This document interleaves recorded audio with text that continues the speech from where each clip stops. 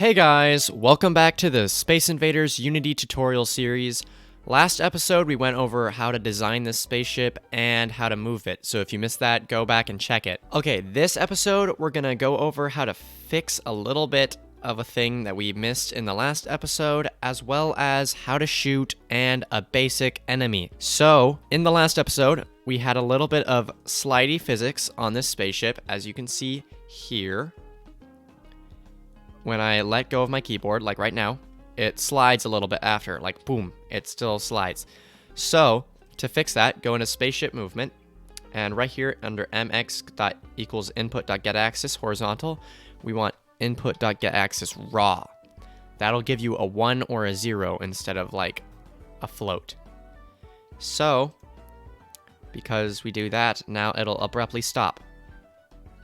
It's up to you which controls you want to use. I think that the getAxis raw is a better method because it's a little more crisp and controlled. If you want it to feel tight, the controls, I would do the getAxis raw, but it's up to you. Next, we're gonna do how to fire a bullet. So under spaceship, let's create an empty game object. We're gonna call this bullet and give it a new tag and call it bullet. I already have one.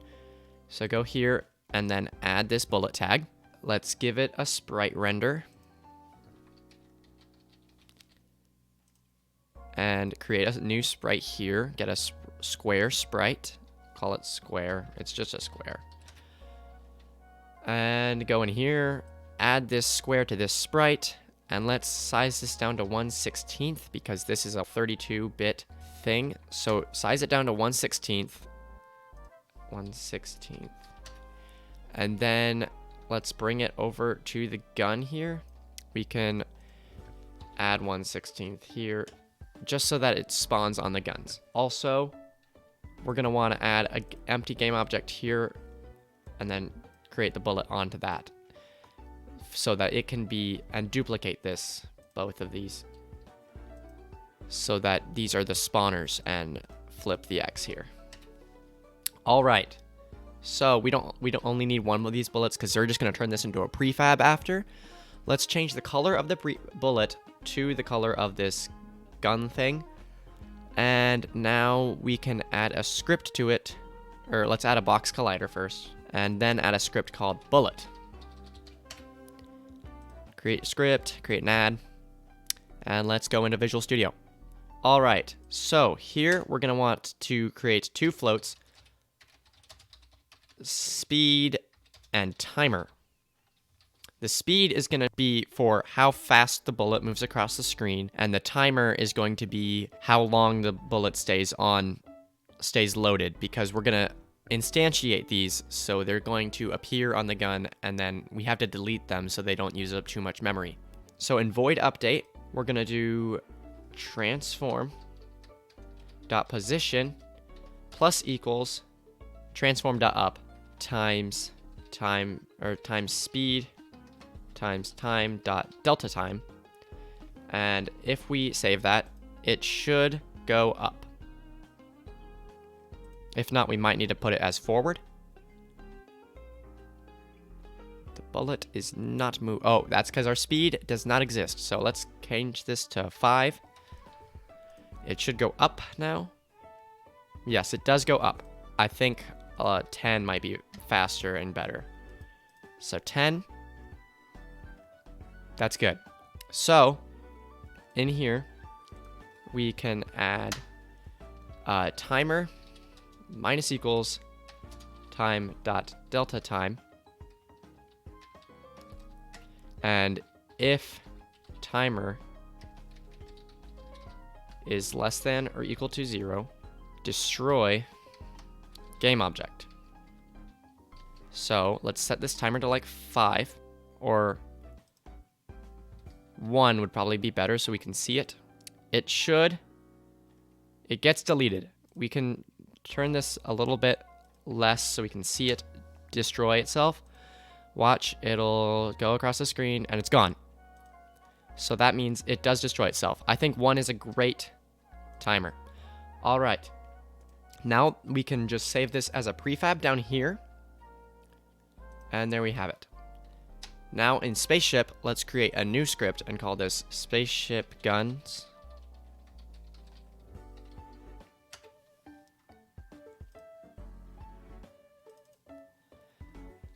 And we'll do on update if input dot get mouse button down no, we can do if get mouse button 0, and we'll also create a little cooldown timer here so that it doesn't just spawn a billion of them. Float cooldown timer. We'll make this a public float so that we can change it in the script if it's too much. Public float cooldown timer equals 0.05 f. So now here we'll do and cooldown timer is less than or equal to 0. Then we also have to create a game object here, public game object bullets, or let's just do bullet, and also public transform gun 1, gun 2. Yeah. We also, in a later episode, might be able to make it so that we can have a power-up. So gun 1, it could just be in the middle, and then gun 1 and gun 2 could activate when you hit that power-up. Could be a good idea. Okay, if input.get mouse button down and cooldown timer is less than or equal to 0, we do game object dot instantiate bullet gun 1 and game object dot instantiate bullet gun 2. If we save that and look at it now, we'll add this bullet. Where did the bullet? Here's the bullet. We'll add that here. We'll change this name to gun 1 and this name to gun 2. Gun 1, gun 2.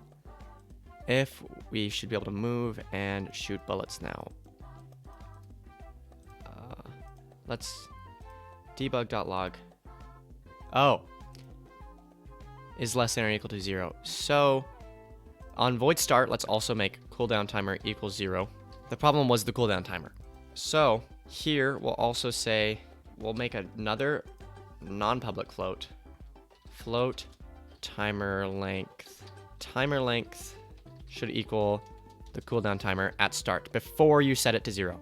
So then here, once we shoot, it should set the cooldown timer equals timer length. And outside of this, we'll do cooldown timer minus equals time dot delta time. If cooldown timer is greater than or equal to 0. Cooldown timer minus equals time dot delta time. All right, it should work now. We should be able to shoot bullets now. Yeah, look at that. Oh, but they are still parented. So to make it instantiate in the world space, you go quaternion.identity. And that makes it so that it just uses this as a vector 3 and not as a parent. Gun2.position.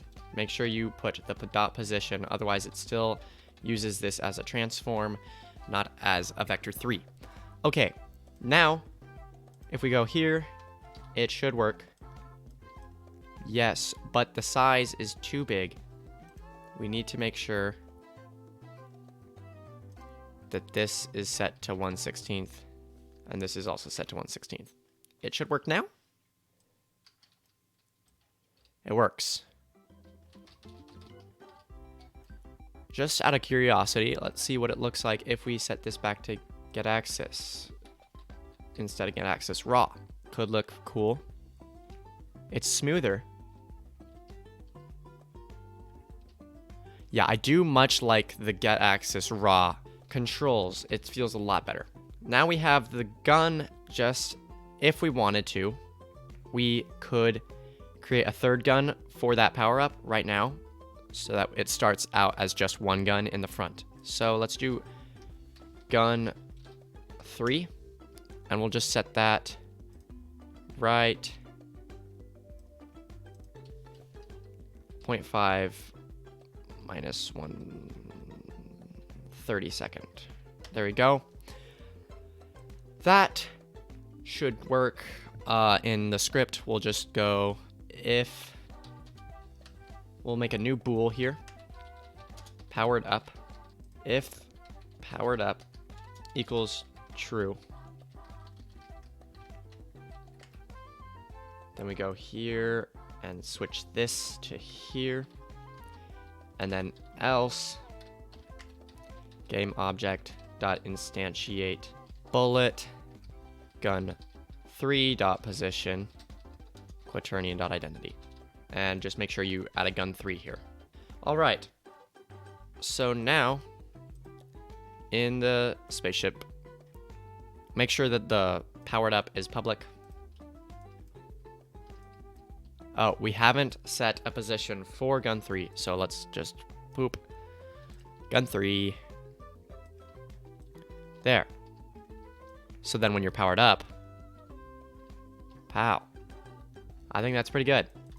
Now we have our gun, we have our power up, and we have our movement and our spaceship. We should probably have an enemy for us to be able to kill. So let's just use the square sprite again.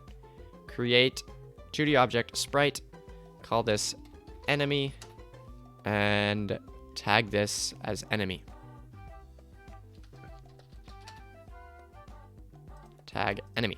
In here, give it a box collider, and let's just double click this so we can see it.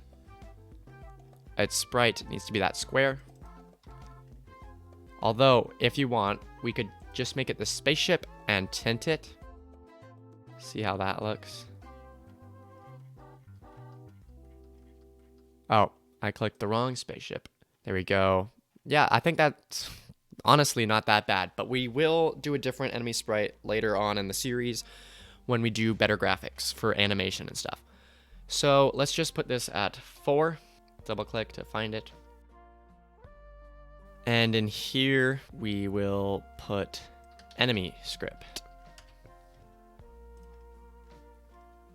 Here, we're gonna add public float speed timer to shoot. That's all we need right now. Oh, and the game object bullet. And int health. Let's do a void. We'll call this void go down and turn. In update, we will do transform dot position plus equals transform dot right times speed times time dot delta time. If transform dot position dot x if mathf dot abs transform dot position dot x is greater than or equal to, and then we'll see what boundary do we want it to turn at.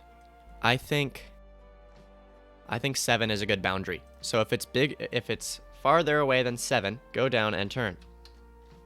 And to do that, we will just do transform dot position minus equals transform dot up minus equals transform dot up public float how much down times how much down, and transform dot local scale equals new vector 3 transform dot local scale dot x negative transform dot local scale dot x transform dot local scale dot y, and that should be it. Let's see if this works. It might not, but let's put it back to 0 here and let's watch. It doesn't have a speed. That is a good point. 5. And we'll call this 1. We don't need to have a bullet or anything else yet. Oh, it went too far, and it is still going here. Problem. If we turn this scale to -1, will it go left at least? Let's just check. Once my loading bar disappears, you little scallywag. Okay, -1. It should go to left, assuming I coded correctly. It did not go left. Interesting. We can fix this with a little bit of spaghetti code by doing public bool going left. If going left equals true, else bam.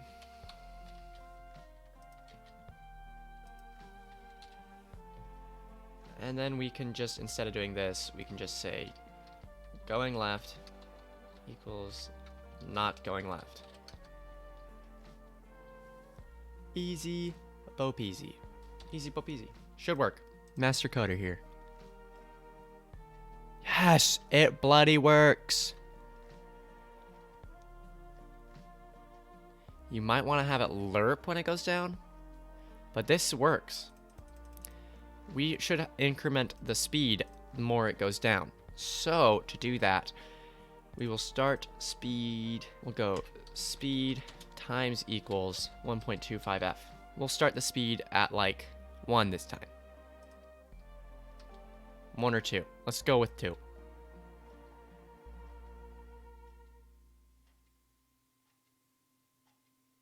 And you can see the speed is incrementing. So the closer it gets to you, the more scary it's getting. Oh no. Oh, it's coming fast. Oh no, you better kill it. And you're dead. Alright, to make it so that you can actually kill it, we're gonna go void. Well, let's also first make it so it can kill you. Void shoot. Game object dot instantiate bullet, and then we're just gonna give it one gun position. Public transform gun 1. Gun 1 dot position. Vector 3 dot Euler. No, quaternion dot Euler. Because it's going the other way, we have to turn around the bullet. So 0 0 negative 180. 0 0 negative 180f, and then another parentheses. So we'll just in update we'll go time to shoot minus equals time dot delta time if timer to shoot is less than or equal to 0, shoot. The gun has not been assigned, so let's create an empty, and here we'll put one here.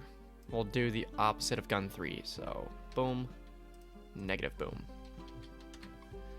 We'll put gun here. It still can't kill you yet. We'll do that in a different episode. And the timer to shoot does not have a cooldown. So let's also add a cooldown. Cooldown equals timer to shoot. Timer to shoot equals 0.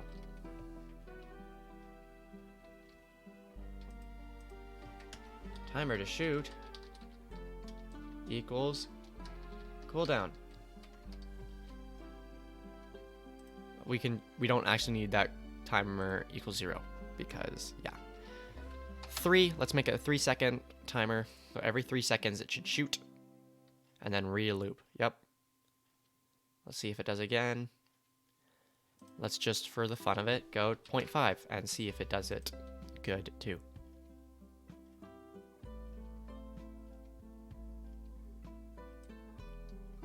It sure does. One more thing, if we want to kill it, we'll do void die destroy game object. So we'll do void on collision enter 2D. Make sure it's collision enter 2D.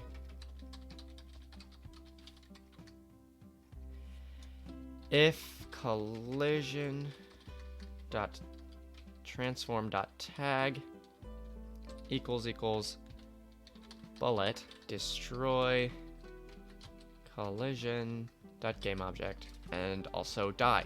Oh, but let's also make sure if health is less than or equal to 0, die. Health minus equals 1. Or just actually health minus minus. There we go. Let's see. It won't die because of itself. Huh. Strange. Why is it not dying? Let's find out. I think that's because we need a rigid body. Rigid body TD is kinematic. Freeze, all that. Should work now. It might die to itself though. No, it didn't. Why is it not dying? Oh, our problem is that the size does not exist. So we needed to add size to that box collider. I don't know why that wasn't working. It wasn't that wasn't the problem. What the bloody daft is the problem? Is bullet. Bullet is bullet.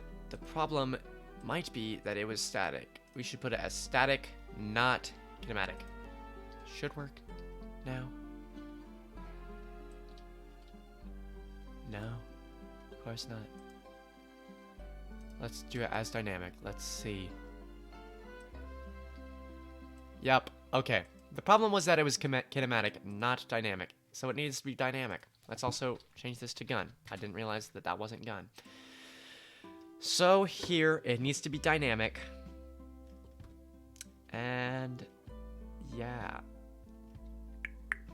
That's it. We can turn off simulated. That should still make it work.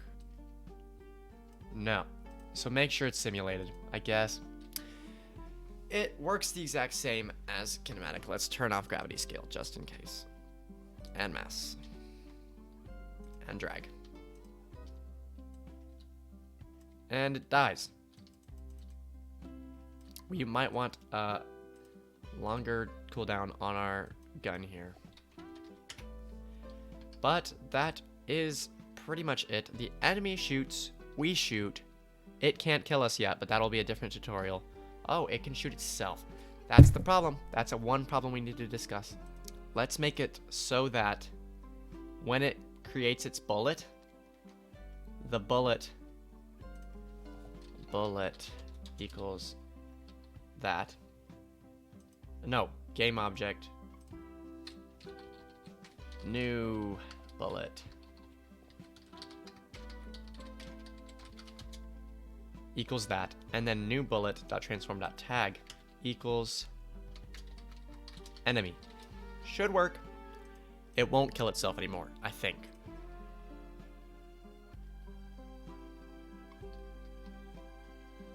Yep, but we can still kill it. That's gonna be it for today's episode. Next episode, we're going to be doing some animations and background, and we'll also redesign this enemy and maybe add a second enemy. Who knows? With that, I hope you guys liked it. If you did, leave a like and subscribe, and let me know in the comments if you want to see more of this, which you will. And with that, I'll see you guys next time. Check out these videos that YouTube thinks you'll like.